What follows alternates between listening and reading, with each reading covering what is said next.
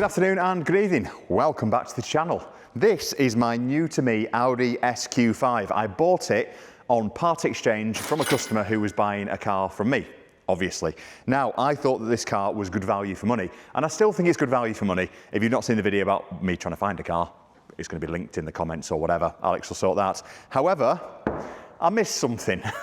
Which isn't like me, it's very much like me, and unfortunately it looks like it's going to be a very, very expensive fix, which I'm annoyed about. This car is really well spec'd. It's got pan roof, Bang & Olufsen, stitched leather, all sorts of stuff, loads of really nice spec, but it's also got this, and this is radar adaptive cruise control. I took this car home the first night and didn't think to try the radar cruise control because I live on country roads. I then took it to the body shop to drop a part off for a guy yesterday, and guess what isn't working? And unfortunately, because it's got radar cruise control, it also means if that's not working, the lane assist doesn't work, it doesn't brake for you automatically, which I don't like those things anyway, but more importantly, it has no cruise control whatsoever. Now, crucially, I bought this car to do long road trips in. It wants to be a nice, comfortable family wagon that Alex and I can dive in and drive to Norfolk or wherever and go see car dealers and buy cars. Without cruise control, it's a bit of a problem. I know it's a first world problem, but it's really annoying because normally if you buy a car with a problem, that cost comes out of the margin. You can kind of go, oh, it doesn't matter, we still made a bit or whatever. This is for me. But we did a plug-in on the car, it came up totally fine and clean. So now we have to ring our automotive genius and specialist. Unfortunately, they weren't available. Hi, Bob. Unfortunately, as is customary, I have to bribe Bob. Are you definitely all right with that? That's fine. Yeah, it's fine. If you have to smell it twice, it's not too far gone, apparently. Did I tell you that? I think so. Yeah. Quite possibly. Yeah, I read it somewhere on the internet. SQ5, we spoke about it last night briefly. This is my car that I'm keeping for myself. Yeah, of course. Yes, no, definitely. I'm going to have this for hours. Yep. Maybe even a week.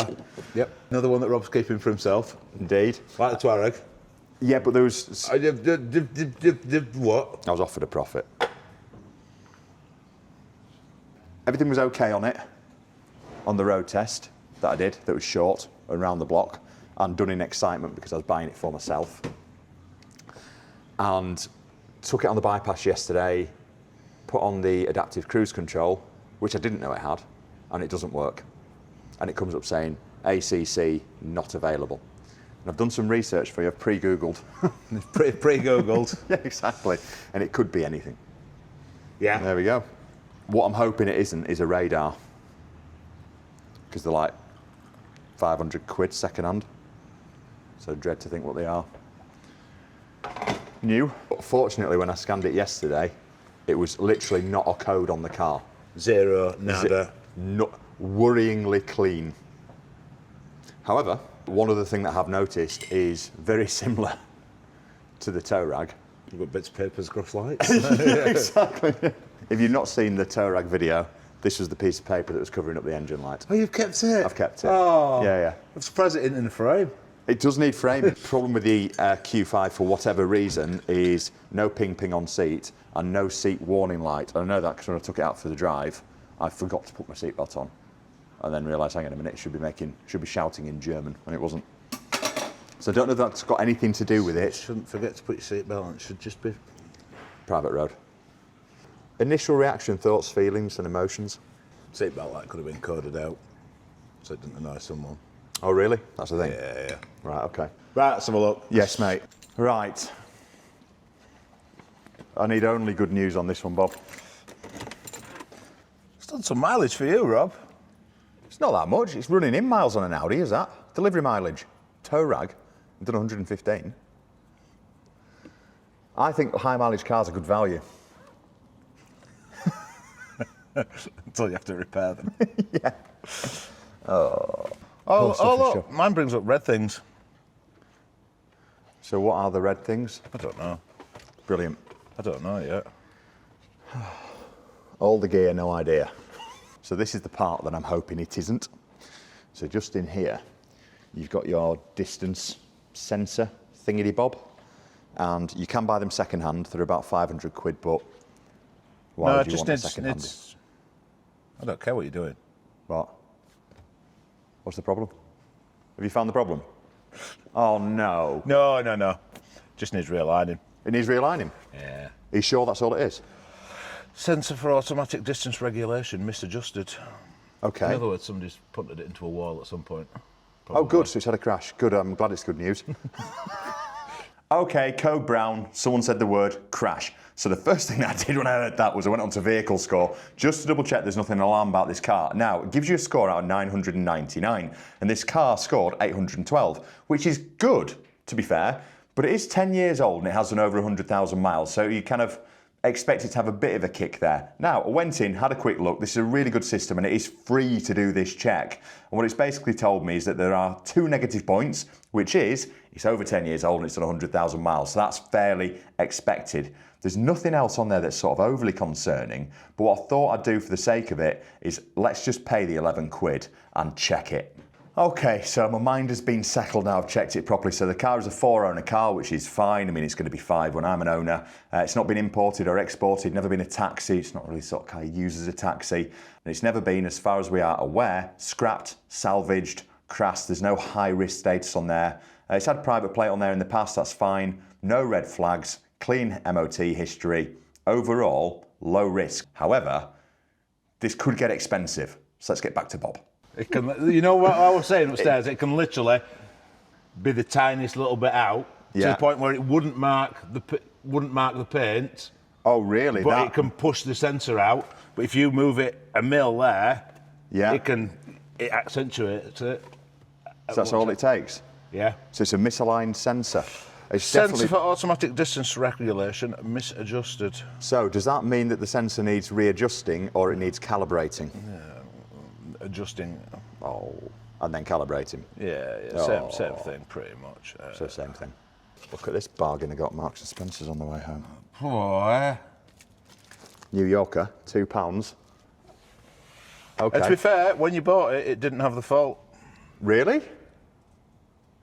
Well, yeah, unless somebody cleared them previous to the buying it. But this did it on the 30th, so Monday. The day it came in. It did it on Monday Bizarre. at 8:25 in the morning. On the way up. On the way up. When they set off, they got here at 11:30. This is good, isn't it? So yeah, Monday at 8:25 in the morning. Do that, Rob. So are we saying do that as luck might have it, or chance might have it, they have not had a problem with that radar in 2 years, and the morning they drive it up to me to part exchange it, it happens to have the one fault that it's had in its entire time with them in order to bring that fault up. I'm not one to... I'm not a cynical guy. I'm not cynical. Speculate on these things. It could have been a stray leaf. Could it? Could, yeah. You're right, and we're definitely, June is certainly the time of year where there's a lot of leaves about. All right, a Kit Kat wrapper. All right, fair enough. They're not seasonal. I cleaned it yesterday as well.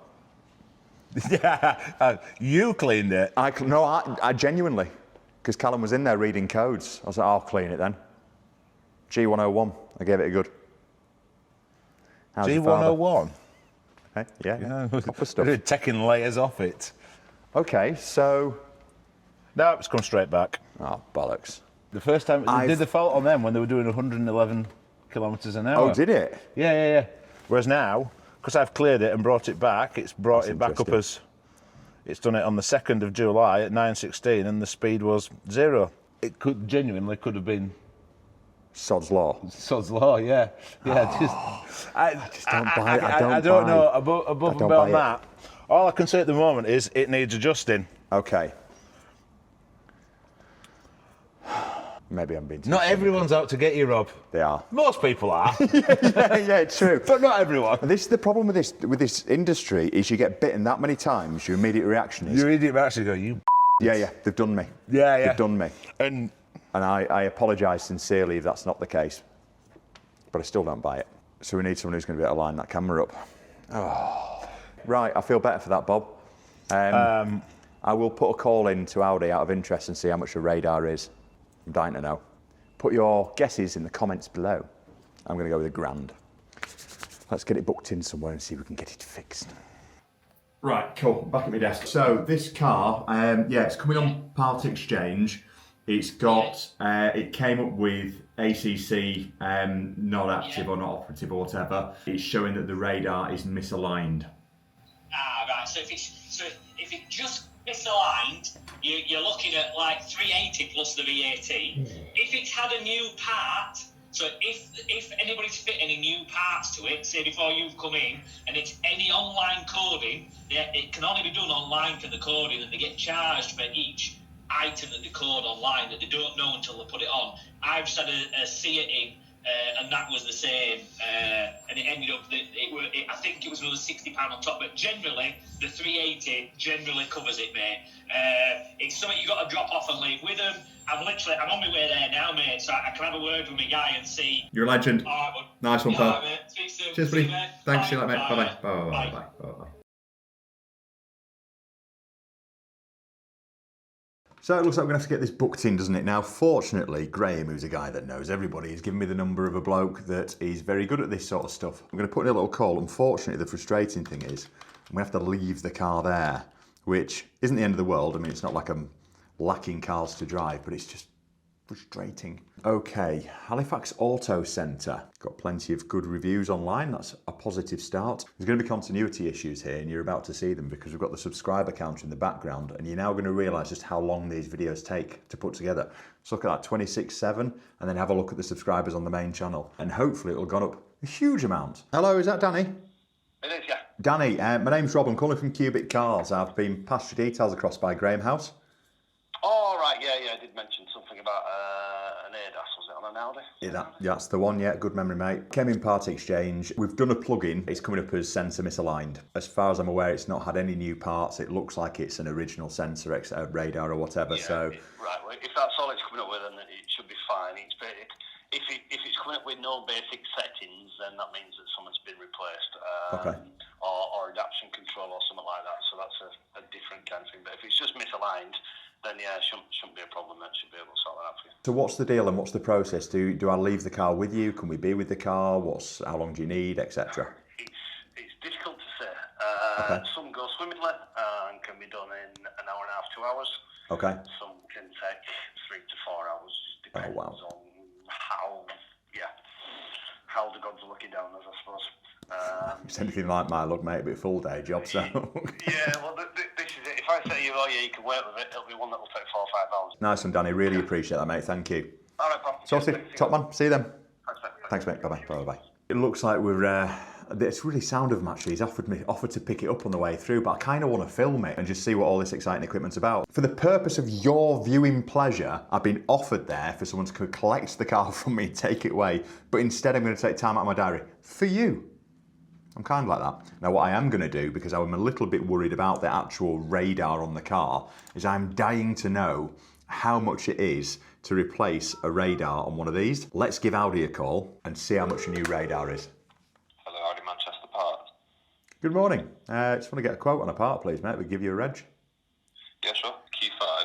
That's the one. Okay, and what part is it? It is the radar that's in the front bumper for, oh God, what's the name of it? Cruise control, adaptive cruise control.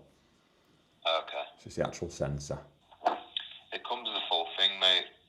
You can't get this just a sensor alone. Right, okay. I don't like where this is going. Yeah, the full unit is £2,898. That's including the VAT. 3 bags. Yeah. Oh. Okay. Yeah, you can't buy it separately. Thanks for your time. No worries, mate. Don't hold your breath. Have a good day. You too, mate. Thank you. Bye-bye. Cheers. Bye-bye. Bye-bye. Okay. So what we need to do now is hope and pray that Danny can sort this. Different Danny. And it isn't going to be £3,000 worth of sensor. Yes, and what he said to me there was, oh, it sounds like they might have cleared the codes before they set off. I don't know, did they know, didn't they know? It's just annoying, isn't it? Anyway, next job, get it up there and let's see whether or not this will fix the problem. In the meantime, I've actually modified it slightly. So you're going to notice a slight difference in the car when we hop into it now. We're on our way to Halifax Auto Centre now. I've been put in touch with this company about Graham, who I trust wholeheartedly, and I'm hoping they're going to allow us to do just a little bit of filming in there so we can see exactly what this fantastic machine is that's going to hopefully fix this car. I mean, I don't have to spend 2,800 quid on a camera, which is looking unlikely, but I've kind of got this sinking feeling in the back of my head I know what mine looks like. So with some luck, they're going to sort it. It's not going to cost a huge amount of money and it'll be back on the road. And I've noticed another couple of things on this car as well, but they're sort of... It's got a little bit of a creak somewhere. I think one of the top mounts might be going, and there is a slight hum from the left-hand side, which I hadn't noticed before. But then I was very, very stupid, and I decided I was going to put some wheel spacers on it to make it look cool. Just kind of spoil it a little bit, so it might have knackered a wheel bearing there. Which is my own fault because I'm stupid and I'll never learn that modifying cars is the wrong thing to do. Anyway, let's make the trek over. We've got to be quickly in there and back out because we've got a viewing on a car this morning, a car going out this morning, and then a car coming in this morning, all landing at the same time, and then I need to get off quickly because my parents would like a lift to the train station and they don't trust taxis. So that's my morning. Right. Halifax bound. So we've been allowed inside Halifax Auto Centre now. This is a proper piece of kit. We've got Danny in the background there who doesn't want to be on. So we'll try and cut him out as much as possible. He's going to talk us through how this kit works, mate. What do I need to know? What have you been up to? Basically, yeah, the ADAS obviously is your front radars, your autonomous braking, and it needs calibrating if it's been knocked out or accident or anything like that. Okay, no worries. Because a millimetre at the front of the car could be 10 foot out, 50 foot down the road. Don't take a lot. Don't take a lot. Right, don't take a lot. And do you track them up as well? Is that how... Yeah, so basically the car's got to be aligned. Certain cars have to have weight distribution in them as well. Okay. So that's all on the Autel equipment. That's the equipment that we use, which is a great bit of kit. Yeah. Best bit of kit ever. And cheap as well, I heard. Well, no, it's not so cheap, but it's reasonable, shall we say. Yeah, exactly. Yeah, there's not many places that do this. It was Graham that put me in touch with you, so yeah, I just appreciate you getting us in so fast. We haven't, you know, we're building and building and building because well, every new car has it on. It's just getting awareness out there that we're probably one of the only ones that do it in this area. Exactly. So, no, I appreciate it. We're confused as to whether or not the owner of that car knew there was a problem with it or didn't know there was a problem with it. Now, when Bob, the auto electrician's plugged it in, he suggests that they probably didn't know because it seemed to come, you're pulling a face on camera, because it sort of came on randomly on the way there when we were trying to knock off the warning. Every time we unplugged the car back in, it came back on straight away. What's your thoughts on it? My probably opinion is that, you know, it can't just, if you're driving along the road, it isn't just going to knock itself out because they're insecure brackets. Right, okay. So it's potentially been reset. Okay.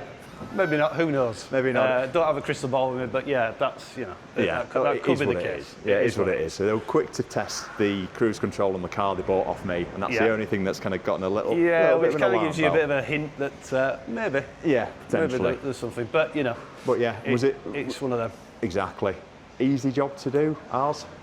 No, well, basically, obviously, you've got to do the four-wheel alignment, and then you plug the machine in, you do your pre-scans, that tells you where the faults are in the system, and then basically follow the machine to the calibration. Okay. Yours was done with the mirror onto the radar, which reflects a beam backwards and forwards. Some have pattern boards, like the one you see there. There's various different pattern boards and different stuff because the cars read the boards. Okay, some of them are dynamic calibrations where you plug the machine in and you drive them. All right, okay. And then, you know, some take 10 minutes, some can take 2 hours. Right, luck of the draw. Just luck of the draw. No, thank you again for getting us in so quick. We really appreciate it. And we're going to get out in it now and road test it and make sure he's not fibbing. So, the long and short of it is, it's working. But I'm going to show you what it does because I'm really pleased with this. It's the most pointless but really cool thing that you could have in a car. Here we are behind a car. What I'm going to do is set my cruise control to adaptive. So if I set it to 70 miles an hour, what this car has done, even though the cruise control is set at 70, the car in front is doing 45, so it is matching what the car in front's doing. Now, if I tighten the gap a little bit, it will speed up, yes, and it's catching up to the car in front, and it will maintain its distance. Alex's head has just been melted by that one. So there we go, the adaptive cruise control works. I also know that the brake assist works because last night when I was driving it home, the car in front of me stopped suddenly. I was paying attention, I promise, but this car also stopped as well, which is, it's actually I actually don't mind that as a technology. So the other thing that's working now as well is the lane assist, which wasn't before, which I think is the most pointless technology, but what I'm going to do now is try to come out of that. See if I'll do it both ways. The car is physically driving itself. Good, isn't it? I'm not sure you... Oh, it's telling me I should steer. I'm not sure you can get away with not steering and driving. I think the sensors built into the steering wheel. That's worth knowing actually, because I was thinking about putting a flat bottom wheel on this, and that sounds like it's a lot more expensive. Now, it does allow you to cross the lane if you indicate, which of course all Audi drivers do. Now, the big question on everybody's lips here is whether or not the customer knew. Now, I'm not here to throw mud, but the fact that they were so hell-bent on making sure the cruise control worked on the car that I sold them just adds a little bit of smelliness of bull into the air. However, the thing that's annoying is that if they knew and they thought that it was going to be a new radar, they knew that I was going to be facing about a £3,000 bill just for the part. Then I would have had to have it fit, and then I would have had to have gone up to where we've been before in Halifax and have it all adjusted. So I bet you would have been between £3,000 and £4,000 to sort that out. Now, I've got really lucky there, really lucky, but I've got a sneaky feeling that customer won't have known that it would have been that simple of a fix if they knew there was a problem there at all. That's the problem with this job, isn't it? You second guess everything. And I guess it's the same for customers as well. It's wrong for me to say, oh, it's all customers that are stuffing car dealers, but there does appear to be a pattern, especially when you're a car dealer that doesn't stuff customers. But I do appreciate that it happens the other way around anyway. Who am I to judge the general public? Just a lowly car dealer trying to make a few quid. Speaking of which, if you've not bought a ticket for the Audi TT raffle, it is literally due to end on Friday the 25th. So the tickets are £2. There is still a free ticket code, which is FREETT. So if you want a ticket for note, you can have a ticket for note, but I'd really appreciate it if you bought one, because we are only just about breaking even and we've got a week to go. I just enjoy losing money. It's a bit of a thing. Anyway, I shall catch you on the next video, guys. Thank you very much for tuning in. Thank you for subscribing, and thank you for following me on this very lonely journey. See you next time. Cheers.